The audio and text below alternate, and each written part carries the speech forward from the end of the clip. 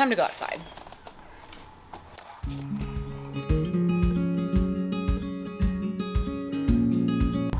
It's beautiful out today. What should we do? You know what? It's nice out. It's a beautiful day. Let's go on a farm ground tour. Let's go get our gator. Before I do that though, I probably should go get Kyle. We could do it together.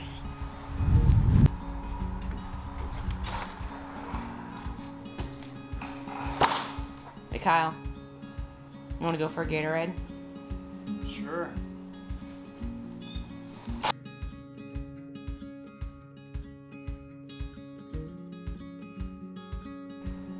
All right, so let's get started on this farm tour. So first things first, you know, as you come up to our house from the road, it's kind of like a hidden gem. What you see from the road doesn't really kind of show you what's all here from the backside. You kind of see our barn and our garage, but it doesn't really get you a full idea of what's really out there. So as we come around the corner here, our property is bordered with the frontage road from the county. So everything on the left-hand side is our property, and our neighbors are over on the right.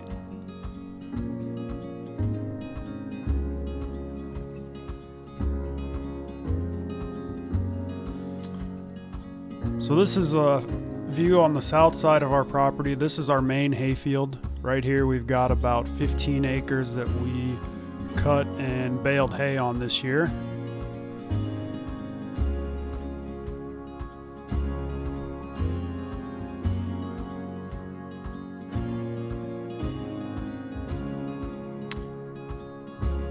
As we approach the southeast corner of the property, we do have a swamp or pond depending on the levels, so you can see that off in the distance here.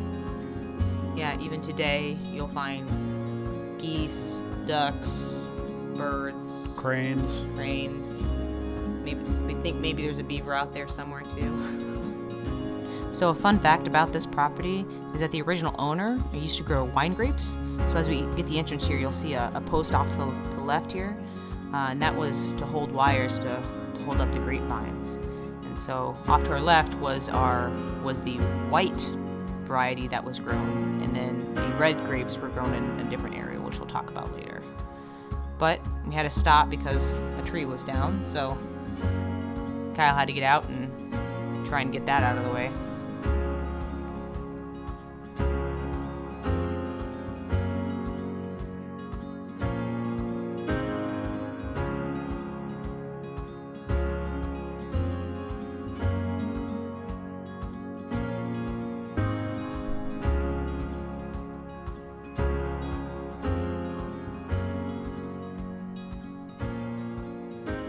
So as we crest the hill here on the north side, you can barely see the solar panels off to the side, but we do have a bit of grass just on the north side of the property here. You can see the solar panels for the house and buildings, and then the highway just off in the distance there.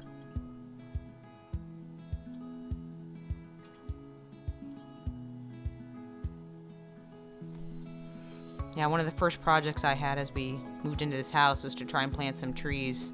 So you can see those flags that are flagging the trees. Fortunately, none of them made it this year, but we'll try again next year.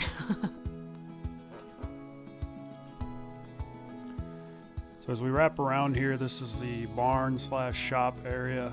So we have a shop where the large door is, and then you can see the horse stalls here on the side of the barn.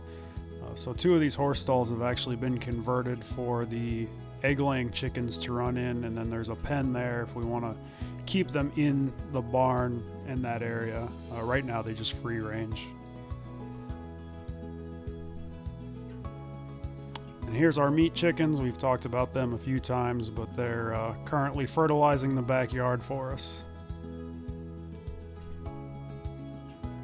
So now we're on the north side of the property, kind of looking south, and you'll see our 2 paddocks that are actually fenced in.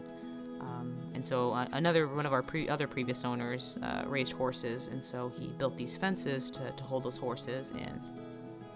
So this is a future home for cattle or sheep or goats, whatever we start to do there.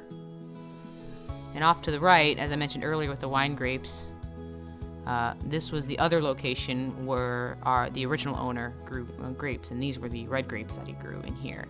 As you can see, it's been unkept, everything's overgrown, trees have been growing, so it's been a while since grapes have been growing. So one of the future projects is try to get those kind of groomed up and maybe potentially grow those for making wine in the future. Yeah, because those grapes are still growing wild. There's nowhere for them to grow upward, so there's definitely some room for opportunity to grow some cool grapes. And about 7 acres of the land is classified as forest preserve, so that is a bit of this ground off to the right, and the area we spoke about earlier where the white wine grapes were.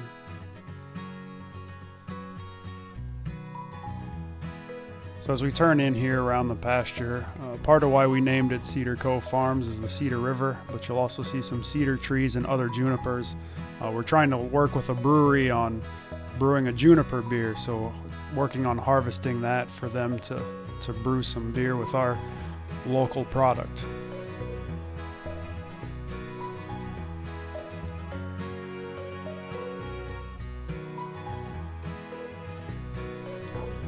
As we come back around on this south paddock, you can see the large square of dead grass here in the right side. So that was actually a failed sweet corn patch this year. We bought a planter, little 2-row planter off Craigslist, and first time using it, turned out it had some issues that we didn't know about, and we didn't get very much sweet corn planted, so grass and weeds took over the area. So that's a project for next year, is getting that fixed up, because we do have water down here to irrigate the sweet corn and have a nice little crop for that. So just picking up the hoses and whatnot left over from that.